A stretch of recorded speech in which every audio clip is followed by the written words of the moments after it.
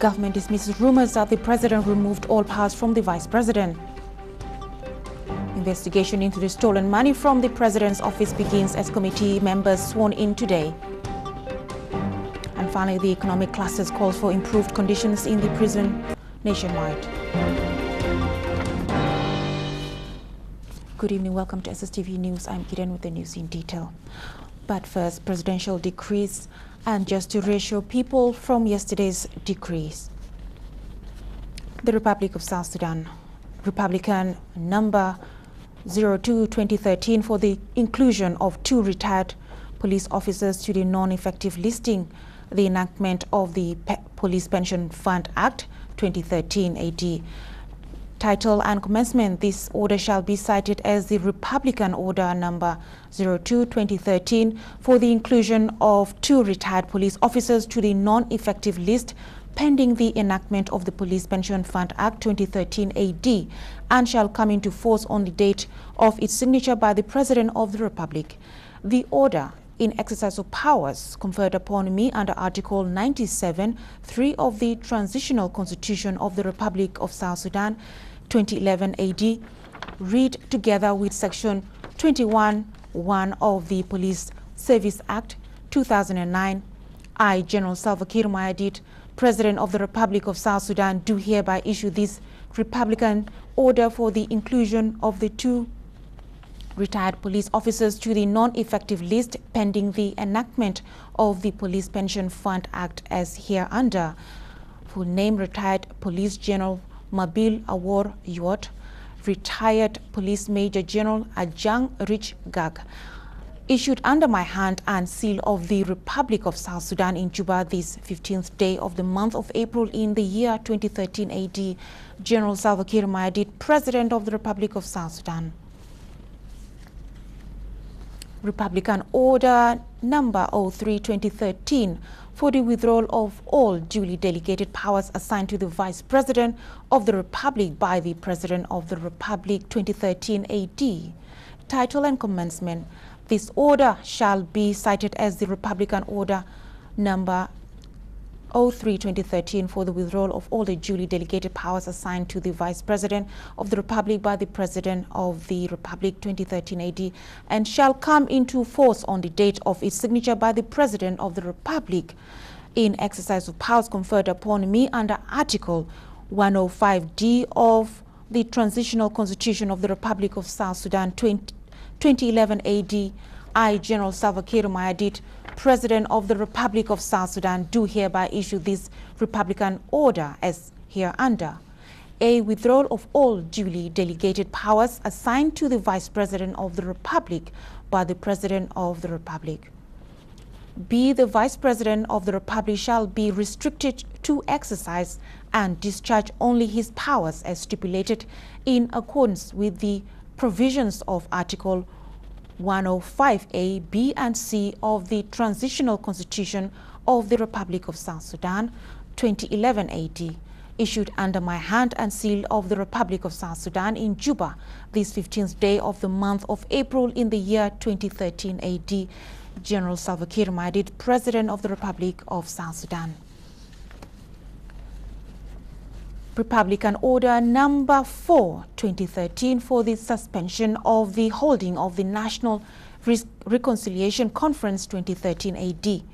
This order shall be cited as the Republican Order number 04/2013 for the suspension of the holding of the National Reconciliation Conference 2013, and shall come into force on the date of its signature by the President of the Republic. In exercise of the powers conferred upon me under Article 101B of the Transitional Constitution of the Republic of South Sudan 2011 AD, I, General Salva Mayardit, President of the Republic of South Sudan, do hereby issue this Republican Order for the suspension of the holding of the National Reconciliation Conference until such time that the President of the Republic constitutes and forms the committee to convene the said Reconciliation Conference, issued under my hand and seal of the Republic of South Sudan in Juba this 15th day of the month of April in the year 2013 AD, General Salva Mayardit, President of the Republic of South Sudan. and Central Equatorial State Governor's Decree number 29, 2013. In exercise powers conferred upon me under Article 99, Section 2A of the Transitional Constitution of the Central Equatorial State 2012, and in accordance with the recommendation from the State Ministry of Physical Infrastructure, Central Equatorial State, I, Major General Clement Wanikonga, Governor of Central Equatorial State, do hereby decree the following: appointment of Mr. John Abrahaman Bullen as Director General, State Ministry of Physical Infrastructure, Central Equatorial State, with effect from 1st April 2013. Made under my hand in Juba this Tuesday, the 16th day of April in the year 2013 AD. Major General Clement Wanikonga, Governor of Central Equatorial State. And now the news. The government has condemned rumors circulating in the country that the Vice President's powers were all removed as incorrect following the presidential decree issued yesterday. Briefing the press today, the Minister of Information and Broadcasting and the official government spokesperson, Dr. Barnaba Mariel Benjamin, explained that the powers that were withdrawn from the Vice President were the powers delegated to him previously by President Salva Kiir to assist due to so much work, and not the one granted by the Constitution. Dr. Benjamin also confirmed that Dr. Riek Machar is still the Vice President of the country with all the constitutional powers granted to him as the Vice President of the Republic of South Sudan. Also in the Constitution, there are also responsibilities and duties of the Vice President. So this leadership, the President and the Vice President, within the constitutional context, each is assigned certain duties, and it is the right for them to have those duties. Now, what happens sometimes, the President will assign some of his duties for the Vice President to carry out, to implement them. So the President issues an order to transfer these duties of his, to entrust them to the Vice President for him to continue implementing them on behalf of the President. Now, the President has also the right and the privilege at a time frame of his choosing to withdraw these duties that he has assigned back to his docket. And that's what has happened. Still, Riek Machar is still the Vice President of the Republic of South Sudan with all his assignments which are assigned to him in the Constitution. And this is what has happened. President Kiir Mayardit is still the President of the Republic of South Sudan with all his duties.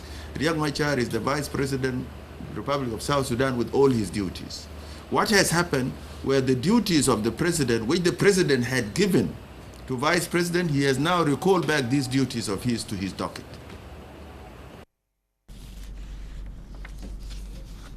The investigation committee, which was formed recently by the Republican Order Number 1/2013 to investigate the loss of money which occurred on the 15th and 23rd March 2013 in the office of the President, was sworn in today before the President at the State House. The four-persons investigation committee, headed by Justice John Gatwich Lul, is given a term of reference for the investigation to identify, summon, interview and investigate all the concerned members of the staff involved. The committee is also to establish and ascertain the exact amount of money stolen and as to how the money was stolen, despite the fact that there was heavy security in and around the office of the President. And why was such amount of money kept in a building which was not serving as a strong room instead of keeping it in a bank? The committee shall submit its findings to the President within 30 days from the date of issuance of the order.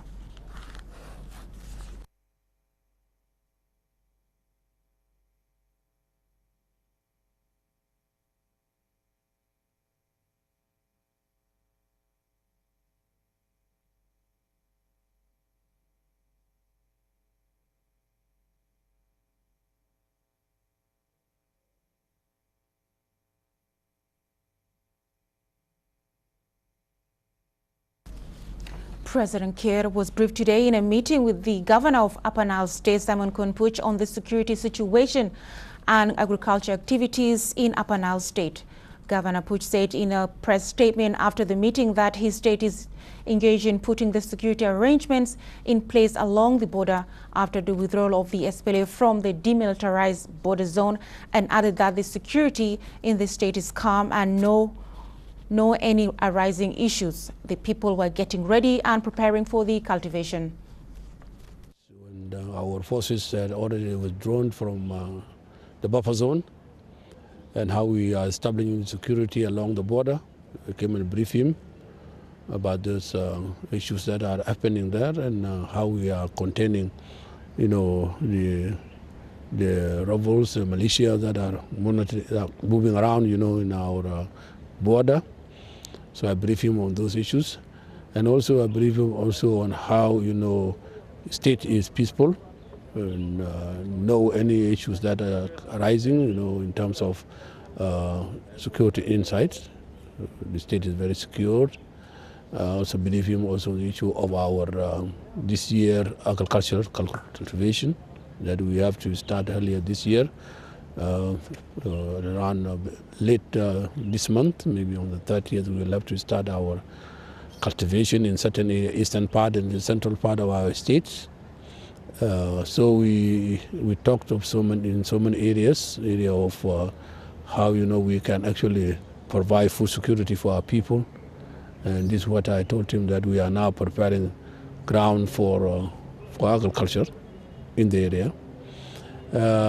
Also our border relationship with those who will be coming as trade may be happening now, that we are also organized. We have also organized ourselves to see how many points that the trades will come. The governance cluster of the Council of Ministers held a meeting today chaired by Vice President Dr. Riek Machar. The meeting deliberated on the current status of South Sudan National Prison Service and its modernization and transformation as presented by the Minister of Interior, General Alison Manani Magaya. There are concerns that the conditions of most prisons in the 10 states of the country are so inhumane and needs transformation in order to become productive correctional services. This is to provide standard training to the personnel, machineries and modern facilities for the services. The governance cluster approved the memo and recommended it to the Council of Ministers for further approval.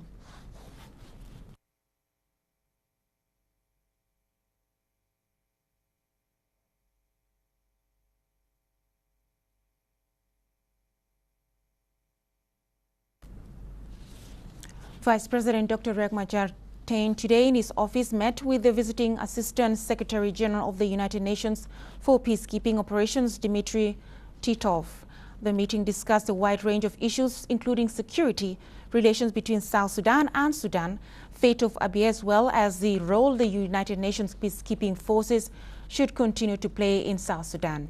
In a statement to the press after the meeting, the United Nations Assistant Secretary General said he came from New York to also discuss with South Sudan's leaders issues of security sector reform, protection of civilians, and the national dialogue in the country.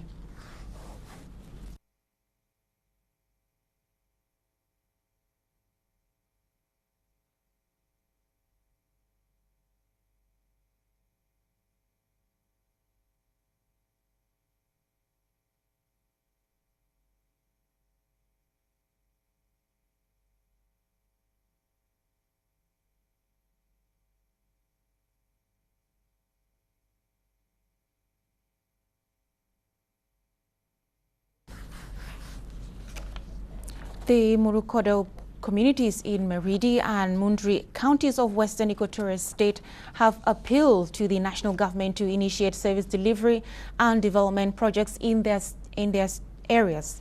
This came in a meeting with Vice President Dr. Riek Machar in his office today.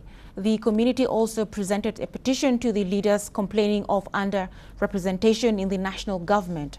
In a statement after the meeting, the chief of the Maruko Community, Jambo Juma, said they have presented a special request to the Vice President on issues of concern. These include the need to maintain the Maridi-Mvolo Road as well as build primary healthcare units and a secondary school in the area.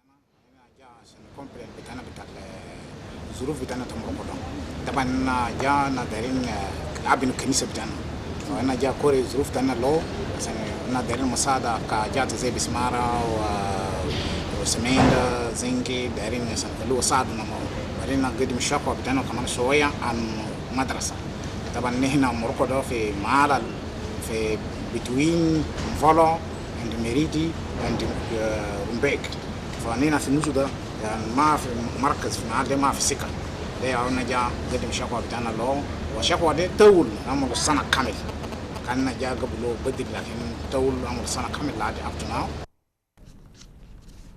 The Speaker of the National Assembly, James Wani Iga, received in his office today the British Member of Parliament, Baroness Caroline Cox. The meeting discussed the political development in the country and challenges facing the new nation. Speaker Iga extended his government's condolences on the death of the former British Prime Minister Margaret Thatcher. Speaking to SSTV, Baroness Cox said she will forward her conversation to the British Parliament.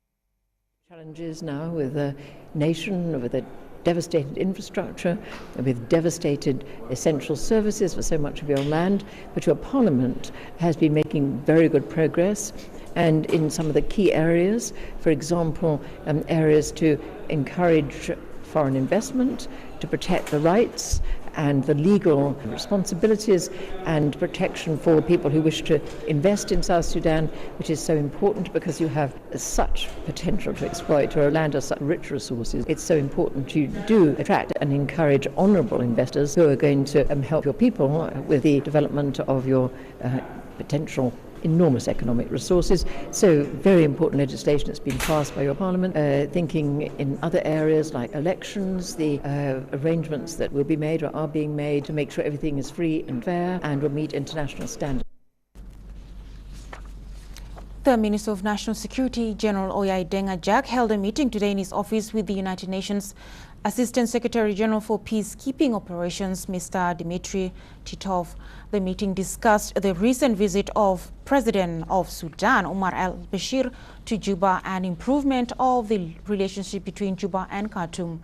The meeting also centered on the need to follow the agreements signed between the two states in a strategic manner to allow the two sides move forward with development. General Ajak also exchanged views with the UN official on the need to strengthen the relations between the UNMISS and the Ministry of National Security. Say a few things. I'm very grateful to the General for a very important meeting we had this morning. I came from New York. My title is Assistant Secretary General for Peacekeeping Operations, dealing with the issues of police, justice, security, and overall security sector reform. We discussed several issues, strategic ones, and the results of the recent improvement, considerable improvement of relations between the government of South Sudan and government of Sudan, the visit of the Sudanese president to Juba, the need to follow up on those agreements in the most systemic, strategic manner. I am very grateful to hear the words of encouragement for my interlocutor and the commitment of the government to do their best to ameliorate the situation, which would allow the country to move in its development, in achieving the unity of the nation, which is desired and precious product to cherish for many years to come. We also discussed the need to strengthen operational relationship between UNMISS and the Ministry for State Security in training people, in professionalizing the armed forces and the police. And obviously we discussed the sad incident in Bor where several peacekeepers and other civilians were killed, and the desirability to further improve coordination and cohesion in our action on the ground. I am very encouraged. The European Union has unveiled €285 million planned to assist the government of South Sudan cover the gap caused by the austerity budget brought about as the result of the oil shutdown last year. This comes today after a consultative meeting with the Minister of Information and Broadcasting, Dr. Barnaba Marial Benjamin. Speaking to SSTV shortly after the meeting, the European Union political councillor, Mr. Christian Manal, said that out of the €285, 85 million would be announced today in the Washington South Sudan conference. Meanwhile, the Minister of Information and Broadcasting, Dr. Barnaba Marial Benjamin, hailed the effort made by the European Union, saying this represented the true meaning of friendship. Dr. Benjamin confirmed that the government of South Sudan will always cooperate with Europe in issues related to bilateral relations. 85 million of this will today be promised to the Republic of South Sudan in the conference in Washington, which is ongoing. And this is money that will go directly into the budget to help the government of South Sudan to bridge the fiscal gap that still prevails due to the austerity budget that has come as a consequence of the shutdown of oil production. We were very pleased to see that an agreement has been reached with Sudan for the resumption of oil production, which means the perspectives look like much better than they did look a couple of months ago. But a small fiscal gap still remains, and we are committed to helping the government to bridge this gap. We also discussed the Acting Minister of Labour, Public Service and Human Resource Development, Kwang Danher Gatwak, launched a one-day report on South Sudan Training Needs Assessment, TNA, at the Human Resource Training Center at Jubaye Road. Mr. Gatwak asserted that the report will help the National Ministry of Labour Public Service to learn both current progress made and the future training needs and skills requirement for the public sector personnel of the country. In his opening remarks, Danher Gatwak applauded the role played in finding training needs assessment, which will help the government refine and quantify the specific capacity building needs for the nation. He added that this is very important for South Sudan mid-term capacity development strategy issues. The ministry. So I want to remind you about the mission that you must know that you are the engine of the government. As a minister, I'm just doing policy, and ministers will be hired anytime and fired anytime. I'm sorry, my friend Professor just lost his job recently. I was abroad, I came in yesterday, I heard from Morocco. And this is what's going to happen. You are a civil servant. It is like the country. Politicians will come and go, but the country will continue with the civil servant structure. So I want you to take your duty seriously. As a Minister of Labour, we want to work together on how we improve the delivery of services. It is not easy, it is very challenging, but at this juncture I want to take Establishment Officers Workshop to enhance South Sudan Electronic Payroll System, SSEPS, kicked off yesterday, Monday, at the Human Resource Training Center at Jubaye Road. South Sudan Electronic Payroll System is not in order as it was expected to be. Albino Aguer, Director General for Establishment in the National Ministry of Public Service and Human Resource Development, stated in his opening remarks for a 3-day workshop. He pointed out that the system has to be strengthened, of which it is the responsibility of the accountants and establishment officers to work in various government institutions and commissions. Albino Aguer reaffirmed that some of the issues in the payroll have been addressed, but it still remained not well. The payroll system is not doing well, as which we expected. In spite of all that, we thought that electronic payroll will do something good, but still, there are some games being played behind. So we feel that it's better for us to bring you for this training to orient you on the side of establishment. How do you insert and how do you recruit and how do you insert in the payroll? You have to get an ethics of putting the name of a person in the payroll after the appointment. They should have received an official appointment. We have got two types of appointment. We have the Undersecretary in the Ministry of Investment and Commerce, Mr. Simon Nyaying Ane, met with the directors of the companies operating in the field of drinking water in his office today. The meeting discussed the reasons of high prices of drinking water in some areas. They also focused on the possible ways of cooperation between the companies and traders to give an end for the people's difficulties. The Director of Standards, Ms. Maruko Communities, assured that the current drinking water is healthy and pure, and this report came after studies and experiments. Investment, the media houses in the ministry here today. I'm very happy that to have a meeting today with the factory for the water.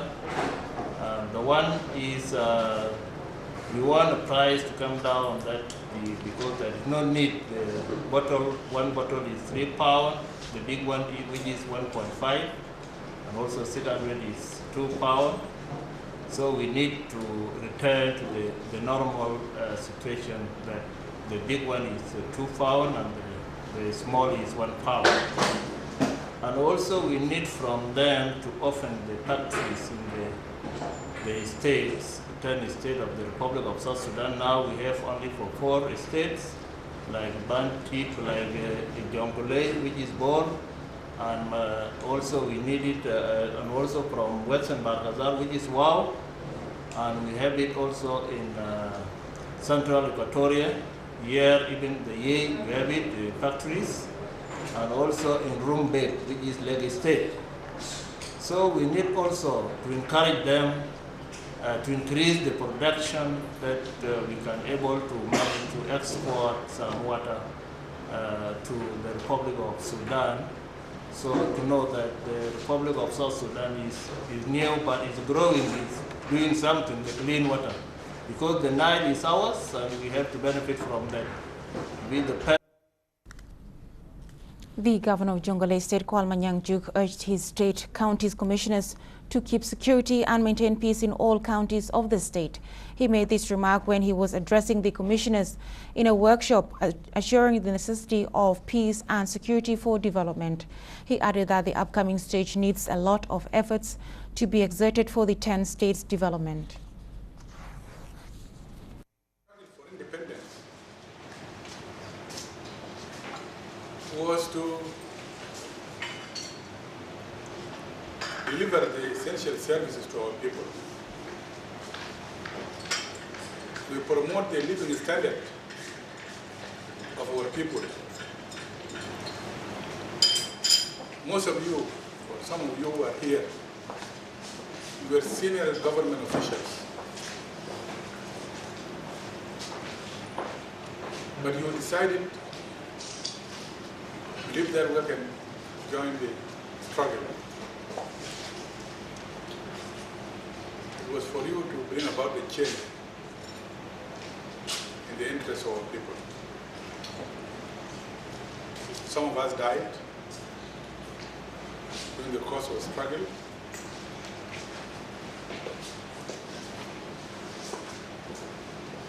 But we who have survived until now. The Special Representative of the United Nations Secretary General Haley Johnson paid a visit to Jonglei State to see for herself the peacekeepers there. She said UNMISS remained committed to protect the civil population. Leila Osman reports. The Special Envoy to the United Nations mission in South Sudan, Hilda Johnson, made a visit to Jonglei State to assess the situation after the incident that took place at Gumuruk. This was after the recent ambush attack on the United Nations peacekeeping force and their contractors in the area by what was blamed on the Yao Yao militias and rebel forces. An incident where a number of UN peacekeepers and their contractors were killed. The visit by the United Nations delegates was mainly to be briefed by the governor on the recent incident in the state. Governor Kwol condemned the attack and assured the people that his government and the United Nations peacekeepers will continue protecting the civilians and delivering services. Very happy come providing security. We of course was the request of the government of South Sudan with that UN peacekeeping forces are deployed in South Sudan to do some that was happy that they come. Thankful. Hilda Johnson assured Governor Kwol that the entire UN fraternity remain undeterred by what happened and that their mission will continue, as this won't affect their operation or intimidate them either, and that they will continue protecting and securing the sovereignty of their forces. From the United Nations side, conveyed three strong messages.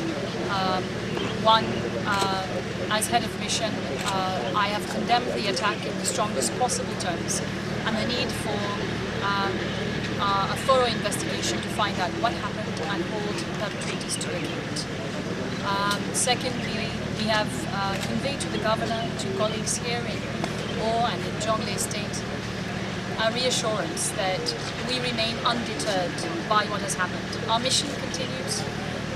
And we will not be affected by what happened or intimidated by it. At the same time, we need to make sure that the safety and security of our forces and of our staff is secure. We are now putting in place measures to make that happen, and I'm here to convey to our national staff who also lost their dear ones, as well as to our forces, that we are taking every possible step to secure their safety. Right now, we are focused on ensuring the safety and security of UN operations in Jonglei State, so that together with the government, we can carry out the vital work that is so important to the people of this area. Security is essential, but we also have to continue to think about education, agricultural development, healthcare, things that are so important to the men and women and children of this state. And the United Nations is strongly committed to doing everything we can in partnership with the government so that the people of Jonglei State will have a brighter future. While in Bor, Jonglei State, Hilda also conveyed her condolence to the families of the peacekeepers and those that lost their dear ones during this tragic incident that shook the nation and beyond, and condemned the attack in the strongest possible terms, as she urged for thorough investigation for the perpetrators to be brought to justice, and assured the forces that they are taking every possible efforts to secure their safety. Reporting for SSTV